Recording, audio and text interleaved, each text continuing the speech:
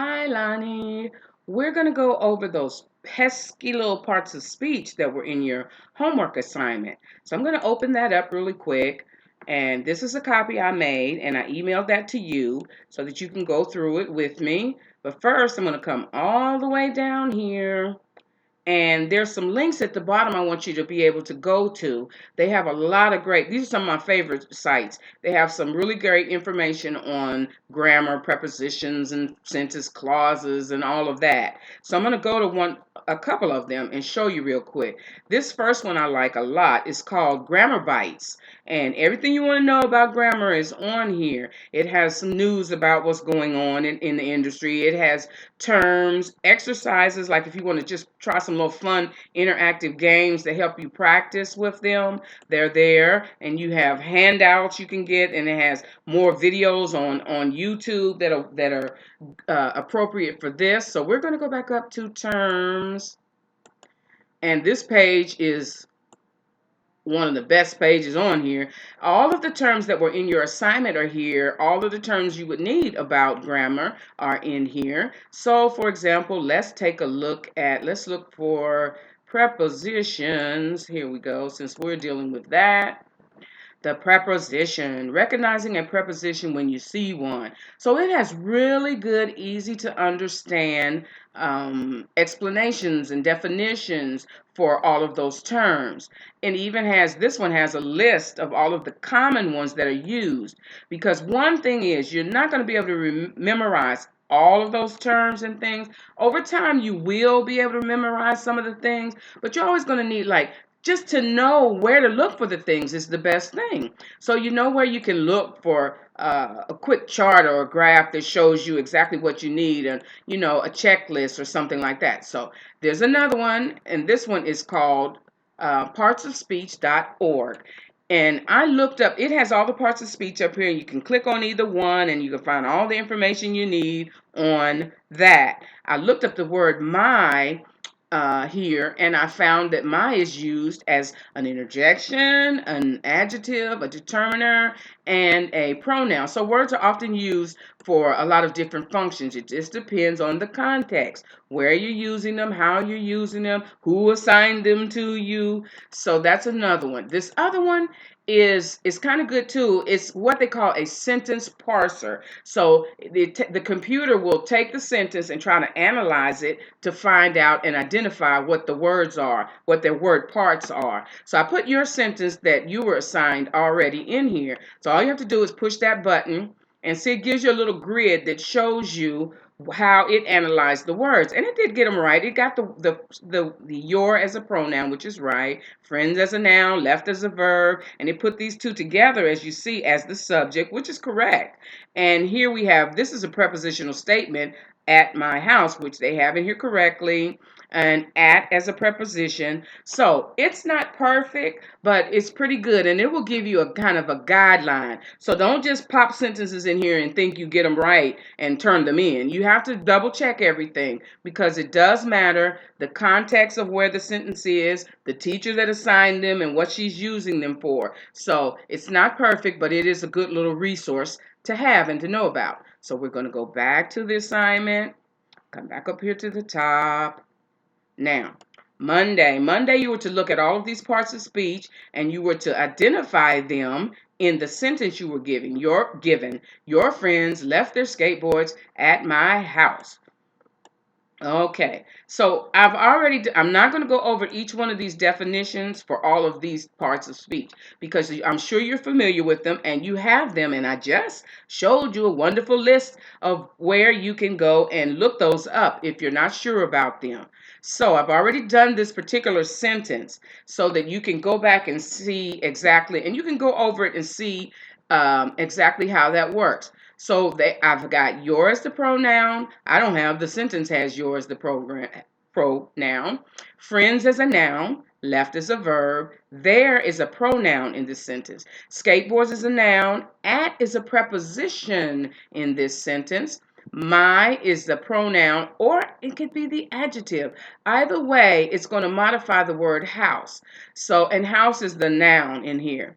So the verb tense of this sentence, we're going to look at the verb, which is left, is going to be past tense. There's no past, future, or present participles in here. It's just plain old past.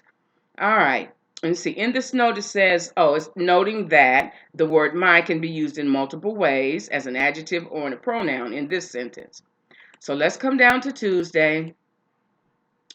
Excuse me, where we dealt with complete subject, the simple subject, the complete predicate, the verb, the complement, and the direct object. So in this sentence, we have the complete subject as your friends. If we break it down to just the main word of that, we're going to get the simple subject, friends. Now, the verb in this sentence is left, and the complete predicate is left their skateboards. Because the complete predicate is going to give you all of what happened, what they left, which is the skateboards. There serves here as the complement.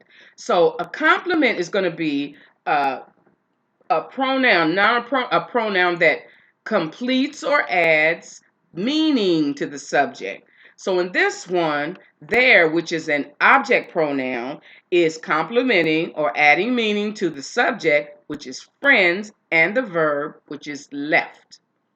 Now, and the direct object in this sentence is going to be skateboards. So remember that the direct object answers what? So you have to ask yourself what in this order. The subject, the verb, and then what? So the subject is friends. They left the skateboard, which is what? So you'll go back over these and read these and get a little better understanding of them. Wednesday, clauses, sentence types, and sentence purpose. In this one, we have both an independent clause, your friends left their skateboards, because if I put a period here and a capital letter here, that would stand alone by itself as a sentence. So that makes it an independent clause. You also have a dependent clause in this sentence, which is at my house, which cannot stand alone. So since we have both, the sentence type we're going to get is a complex sentence. Complex sentences have either one or more independent clauses and one or more dependent clauses. Here we have one of each, which makes it a complex sentence. The purpose of this sentence is to make a statement, which makes it a declarative sentence. And it ends in a period, so that makes that one a declarative sentence. Thursday, you had to do capitalization, and they gave some capitalizations to look for in this sentence. Not all of them were there. You just needed in this one a capital letter because we know that we capitalize the first word of each sentence.